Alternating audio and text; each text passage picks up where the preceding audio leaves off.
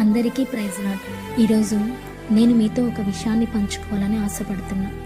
మనం కళ్ళు మూసుకొని దేవుణ్ణి ప్రార్థించేటప్పుడు కొన్నిసార్లు మనకున్న సమస్యలన్నీ మన కళ్ళ ముందుకు వచ్చేసి చాలా బాధగా, భారంగా అనిపిస్తుంది. నేను భరించలేకపోతున్నానయ్యా అని ఏడవటం మొదలు పెడతాం. బైబిల్ గ్రంథంలో యేసేపు కూడా చిన్నవాడిగా ఉన్నప్పటి నుండి తన తండ్రిని సంతోషపెట్టిన వాడిగా ఉంటాడు. అతని తండ్రి ప్రేమతో రంగురంగుల అంగీ పొందుకుంటాడు.